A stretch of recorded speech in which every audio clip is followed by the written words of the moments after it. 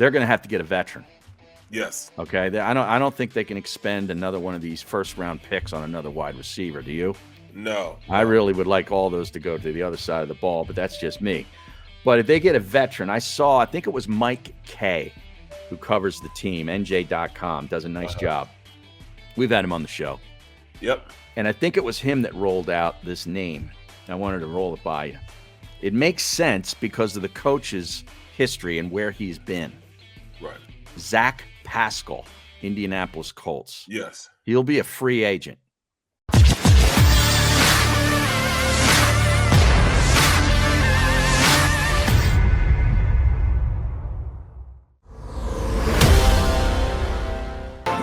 Welcome back to the middle. Barrett Brooks and Harry Mayes on Victory Monday, talking about the Eagles' big win. And I see someone on the stream here, Barrett. I'm going to let you address this, but I'm going to read it. Wade Sunderland checks in, and he says, Arthega made a big play. Why do you guys got to tear him down? Jeez. Are you kidding me? We're talking about, the floor is yours, Barrett. I understand, for those, who don't know. But when you're a second-round pick, actually, if you look at it, when you're picked in the first 3 rounds, first, second, or third, you are obligated to come in and make an instant impact, at least play consistently, because you are that high of a draft pick. I got drafted in the second round. I started 6 years of my career before I got labeled a backup. But he has not come out and done anything besides that one catch this entire year. That's the first thing he's done aside from making a tackle on special teams. You know what I'm saying? So, we're talking about expectations. Expectations as a second-round pick are a lot higher than coming in as a free agent or necessarily a fourth or fifth rounder. Yeah. You're obligated to go out there and be an instant participant on the field. Do you find it odd, though, that play went to him rather than Reagor? Yes. And once again, a first-round pick. Right. And he is nowhere to be found. Mm-hmm. He's a ghost. I'm going to start calling him Kaiser Sosa because it's like he's gone forever. Know what I'm saying? just like that, he was gone. Yeah, I love that. He's back to Spokane. Right. Spokane, yeah. But that's why we're on JJ, because he ain't been worth 2 dead flies. And I understand it's tough being in NFL, but it's even tougher staying in NFL. And just having one catch, and all right, you look up his numbers. I will. He's played in every single game, I think. Mm-hmm. That he was held. He's played in every single game. And what is production in those games? Once you look his production up, then you ask me that same question. It takes a little while for me to type in his name. Right. You just can't put JJAW. Yeah, no, exactly. I wish I could. All right, let's see. Let's go to, wow, it's not even that. Where is NFL? Oh, here we go. Pro Football Reference. That's where I like to go. All right, JJAW, career now. Shoot. Here we go. 3 years. He's played in 34 games, Barrett. Mm-hmm. A total of 31 targets. So that's about a target per game in his career. 15 receptions in 3 years. 277 yards and 1 touchdown. Okay, so do I need to drop the mic or? Yeah, I don't know what. What you want me to do? Why are we so hard on him? He needs to be hard on himself. You know what I mean? Come on, man. He has all the size, all the speed, all the talent you could want from a guy that got drafted in the second round. Mm-hmm. Now, what you choose to do with that talent is up to you. That's his first target and reception of the season. Come on. See, now that's why we're giving him a hard time. I'm not tearing him down. I'm telling the truth. Right. You know what I'm saying? I don't want the participation awards, given out when I'm talking about my head coach. Now, did he really give him a game ball, or were you just like? Yes, he gave really him a game did. Ball. Yes. See, if I'm another player on that team, I'm like, what is this? Yes. Say what? This guy, I didn't even remember. I didn't even know he was still on a team. Did you say that was his first target? That's according to Pro Football Reference. This season, they give you the game log for the current season, Right. And then down below that is the career stats, where the 3 years are right on top of one another. According to this, it's his first target and first reception of the year, 23 yards against New Orleans. So, and it gives you the number of snaps too, all the way on the far right side.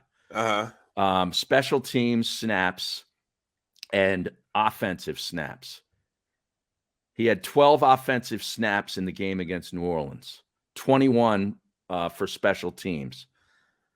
In the weeks prior, offensive snaps, 1 against Denver, 4 against Detroit, 8 against the Raiders, 4 against Tampa Bay, 3 against Carolina. He had 11 against Kansas City, but did not have a target. Made a couple tackles on special teams.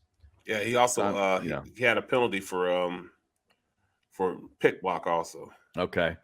Oh, that's right. I do remember that. Yeah. So that's why we're kind of hard on him. That's exactly why.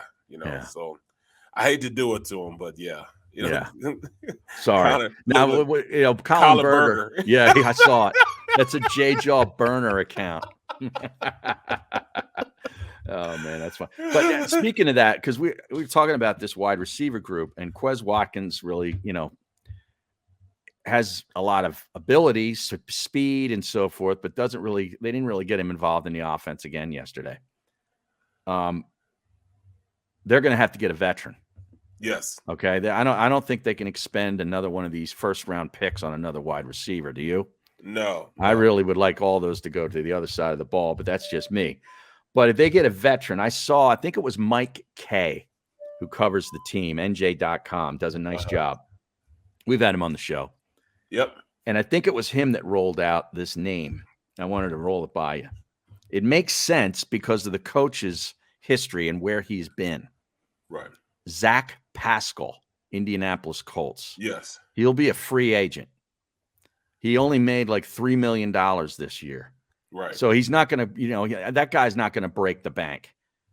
He has 32 catches for 328 yards this year and 3 touchdowns. What would you think about him in the slot? I'd want more of an impact player. Yeah, you're talking about a guy that's been in the league, but what does he necessarily bring to the table? I mean, because even the been wide in the league receiver, 4 years. Been in the league 4 years. He's out of Old Dominion. I think he might have been one of Taylor Heineke's wide receivers for a year or so at Old Dominion. Yep, and you look at the wide receiver coach is an ex-Colt player also. He played for the Colts. Okay. So I mean, it makes a lot of sense as far as 6 degrees of separation. Right. You know what I mean? And maybe that's all Mike's doing is connecting dots. Yes, and I think that is what he's doing. A free agent that played for the coach in a previous spot might be, a guy who's not going to command a ton of money in the offseason. Yeah. But, I mean, I want an impact type of player, and then you usually don't go to free agency with those type of players. They usually get traded before they get free agency. But I mean, I was looking more towards a guy, like maybe one of the receivers down in Tampa Bay, since Tampa Bay has so many. Yeah. You know what I mean? Do we want a speedster? What type of guy are we looking for in the offense? I saw my guy in Denver. They're looking at re-signing him. Which one? Yeah. Oh, hold on. It's not Cortland Sutton. It's the other guy. I'll get his name. I don't know. I lost his name. Well, I was looking at Chris Godwin. You know what I'm saying? Oh, from Tampa. Yeah. From Tampa, yeah. A guy like that, maybe pick him up. I mean, he come in and make an instant impact, big and run. Tim Patrick. Yes. I saw something that they're trying to re-sign him because he's a free agent at the end of the year. Well, he also came out the same year that Chris Godwin came out, so they right around the same time as far as people you could bring in, still young yet, Yeah. and still come in and make an instant impact. Yeah. And he's got size, man. He's 6'4". I know. Yeah. But I was also looking at, a guy like Tyler Boyd from Cincinnati. Yeah. Yeah. Now, he could come in and play immediately because he worked his way up from being just a guy to being, one of the premier receivers in the league. So I do like him. Maybe bring him in, and you can probably get him for a song and dance because I think he's, those younger receivers are going to kind of push him out the door. So he would come in and be a speedster, come in and play the slot and play on the outside. Yeah. He can make a difference right now. Yeah, I mentioned this guy after the Broncos game, and apparently the stream is indicating it, and they're correct. They signed him just a day or two ago. Oh, okay. Tim Patrick got an extension. Wow. 3 years, $30 million. So he's not going anywhere. No, he'll be there for a while. Yeah. But maybe one of those other guys. They can't keep all of those guys. No. But they're still young yet, though. They're still young. I was looking at a guy from Miami. They had talked about signing him before, but they decided to keep him. But what is his name? Not Parker. Yeah, Parker. Oh, the kid from Louisville that they drafted years ago. Yeah. So I was thinking Parker, but I don't mind. What is he on IR or something right now? I think he's hurt. Yeah. Yeah, he's on IR. When that game came up on the red zone yesterday, I went back to the Eagles game. I cannot watch. I will not watch a Jet football game, even if it's for 2 minutes on a look-in on the red zone. I can't. Well, what's really gonna kill you is guess who had a touchdown in that game? I saw it on a glance of it on the red zone. Mac Hollins. Oh, for the Dolphins. Yes. Yeah. Mac Hollins has a touchdown. Right. The backpack boy. Right. Howie probably put a fist bump up into the air when that happened. See, I told you he's a player. Oh, my goodness. He'll be doing that when JJAW is, trying to be the 5th or 6th receiver for Detroit next year. He'll be JJAW. He'll be up in Canada somewhere. That's where he's going to be. You think the that's Rough Riders? What do you call it? Yeah, the Ottawa Rough Riders. Right. Yeah. Okay. Yeah, I got to see if your boy. Let's see if Parker. I think he is hurt though. That's an interesting question. That was Flacco's game yesterday. Yep. For the Jets. But that's interesting. Who would you keep? Jalen Reagor or JJAW in the coming year? Which guy would you keep? Well, I know who. I mean, the team would want to keep the guy who plays special teams. Right. The other guy's a punt returner, but they like those guys that actually mix it up on special teams. Play the gunner. Right. Play kickoff, kickoff return. Right. But the only thing is, can you cut bait from a first rounder? Mm-hmm. And that's where the problem is. It's a little easier with a second rounder, but when you go, tit for tat, as far as performance, at least. Yeah, Devontae Parker played a little more. Parker is on IR. Okay, yep. Yeah, he's on IR. I thought we were going to get him earlier on. What do you mean? On a trade back a year ago. Oh. I thought they were going to trade for him. If you look at Jalen Reagor, man, I'm telling you, he is a no-show on the stat sheet. It's unbelievable. I thought I saw something, in the Detroit game. It was the Detroit game. That's what it was. The Detroit game where they tried to mix it up and give him a couple jet sweeps. Yeah. Reverses down on the goal line before he got hurt. Right. And all of a sudden, it just disappeared. I didn't see him anytime after that. Yeah, he had 1 catch in that game against Detroit for 0 yards, but he had 2 rushes for 21 yards. And I thought it was something. I thought they found the key. Right. And this past week, he had 1 catch for -1 yard. Right. That's why. That's obviously one of those wide receiver screens that went nowhere. And they checked to it too. It's unbelievable. They checked to it. Somehow he has 2 touchdowns on the season. Does he? He got one. I remember he got one way back against Atlanta in week 1. I remember that. And then he got one against the Raiders.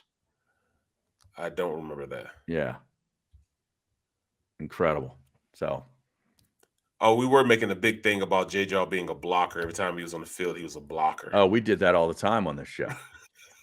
Well, what was the discussion yesterday on the post game about the JJAW play, the 23-yard play? We were just talking about, participation trophies, man. We don't want those, because he gets one catch. It's in the second half, and it kept the chains moving. Okay, all right, he has one, but how is that like a power performance? How do you get a game ball for that? You know what I'm saying? I mean, he just sticks his foot in his mouth all the time, man. Don't tell us about, participation trophies, man. You're going to give him a game ball for that one catch in the second half when you already have the game wrapped up. Right. You know what I mean? It's 30 points on the board. Like, who is that pandering to? Right. Why do we need to hear that? Right. You know exactly who it was. It was up to, to Howie. Right. Yeah. Oh, come on, man. You think you could sneak in something?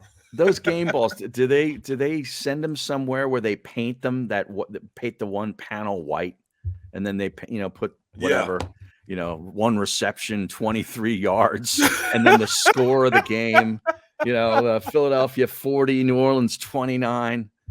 Right, man. Come on. Week 11, 2021, Lincoln Financial Field, one reception, 23 yards. That's like a me game ball. Right. Like, that's just like me going in the game.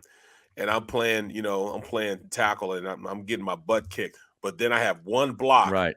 One block that, frees the running back for a 30-yard run. Yeah. That just totally takes away everything, that I did before. I'm like getting my butt kicked, giving up 3 sacks, you know what I'm saying? Mm-hmm. 5 hurries. Yeah. But that one block, I get a game ball. People look at me like, man. Yeah, what's this? Yeah. Who do you have pictures on? Right. You know what I mean?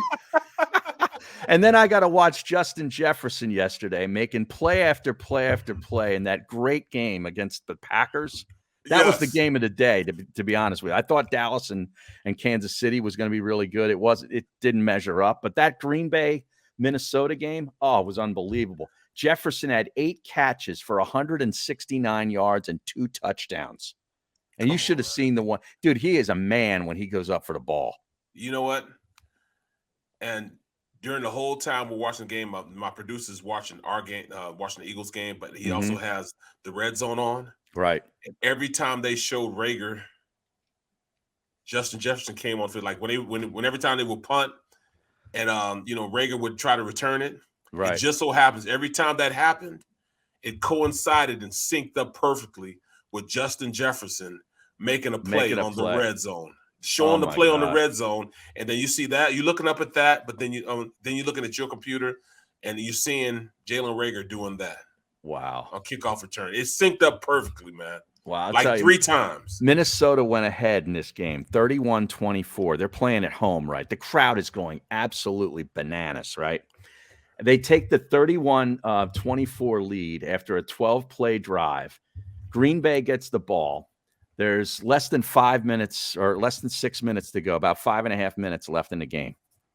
First play, 75-yard play to Valdez-Scantling for a touchdown. You could have heard a pin drop in that play. So every Viking fan was like going,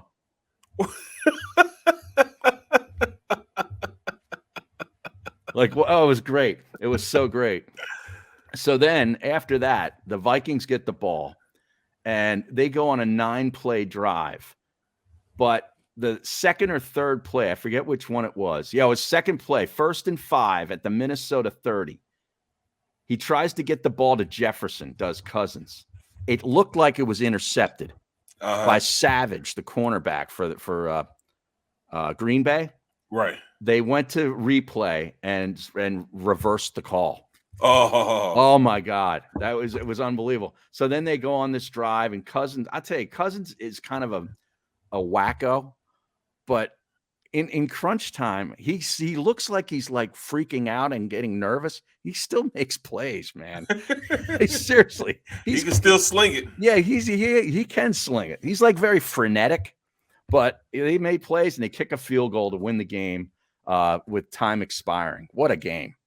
Well, another game was last night's game, the Sunday night game. Yeah, I didn't watch it. Oh my goodness! I heard it went. The fourth quarter, I heard, was berserk. Like Pittsburgh scored like 3 or 4 times in the fourth quarter and still lost the game. Amazing. Herbert was amazing, right? Yep. I woke up just enough time. I closed my eyes for like 15 minutes, and all of a sudden I woke up and I see all this action happen. I'm like, what is going on? Mm-hmm. Great game, man. Great game. And Herbert ran the ball a couple of times in that game. 1 second, man. I understand. 1 second, man. Oh, geez. We got doorbell action. Contractors coming in or Amazon delivery people. Barrett's house. There's always something going on at Barrett's house. That's one thing you can be sure of. Never a dull place. Now, oh man, yesterday was pretty good though in the NFL. I gotta be honest with you. That Dallas game, we got to talk about the Dallas game. Yeah. Did you catch any of that while you were doing the post game? I can't get any of that. I just see the red zone happening. Oh, is that right? Yeah, just the red zone happening, man. I can just glance up at it, but I got to stay, tuned in with the Eagles game. See, that's the only thing about me being locked up. Yeah. In that office, man. I can't watch the rest of the football. I can't just, have the time just to be flicking through the channels. I know. And watching the games. I know. But it was, well, of course, you knew Amari Cooper was out with the COVID situation. I think he's going to miss Thanksgiving Day, too. Because I don't think he's going to be able to clear protocols before they play the Raiders on Thanksgiving Day. Well, this Dallas team, man, at this point, man, they're starting to, show a kink in their armor. Mm-hmm. And I was saying it last night on the show that the way to beat Dallas, and I'm saying this for the last 3 weeks, is you run the ball on them. Mm-hmm. Well, Clyde Edwards-Helaire made his return yesterday. Exactly. And he made it happen with it. So, you look at, all things being equal, this Eagles team might be the great equalizer to this Dallas team. They might be able to do it. I wonder how it works out. What if we win out and we only have one loss to Dallas in our division, but we beat everybody else and we beat them in the last game. How does that all work? I mean, well, you got the Giants twice. You got the Washington football team twice. You're saying win out. So that's 4 wins. That gets you to 9. And 5. The Jet game gets you to 10. And if you beat Dallas in the last week, it gets you to 11. That's 11 wins. Yeah. Dallas right now has 7 wins. So, I mean, there's, it's a possibility. Are you fantasizing right now? Do I understand you correctly yes. that you are fantasizing about not just a playoff appearance, but winning the division, Barrett Brooks? I'm thinking, man. I sound like Barkhand here. Well, because it could possibly they could possibly do that. Oh my God! You're going to force me to do this, aren't you? Yeah. You're going to make me look at the Dallas Cowboys schedule. Yeah, meanwhile, yesterday, the Dallas Cowboys offensive line made the Kansas City front look like the '85 Bears. Right. I tell you, Spagnuolo, he's gotten some players back, and they made that trade for Ingram. They're better. Well, they're definitely better. Ingram forces them now that Sean can play anywhere he wants on the line now. Mm-hmm. Sean Jones is that big of a player that he can go out and he can make them a very good defense. He can move the crowd, man. So if he gets back to his natural position, playing a 3 technique, you got Ingram on one side, and I forget the other guy is. I mean, that's a good defensive front. That's why they had so much success years prior. Yeah, Frank Clark. Yeah, Frank Clark. Yeah, Frank Chris Clark. Jones, Frank Clark, Ingram. So Matthew played yesterday. There was some question as to whether he was going to be able to go, but he went and he played. So look at that. That defense is back to what it was simply by bringing in Ingram, him being that equalizer on the outside, opposite of Frank. It's just a better defensive front, and they could do a lot more as far as moving Chris Jones around. So you can't just key on wherever he is. Right. And that's the biggest thing. That's the teams were able to slide the protection to Jones.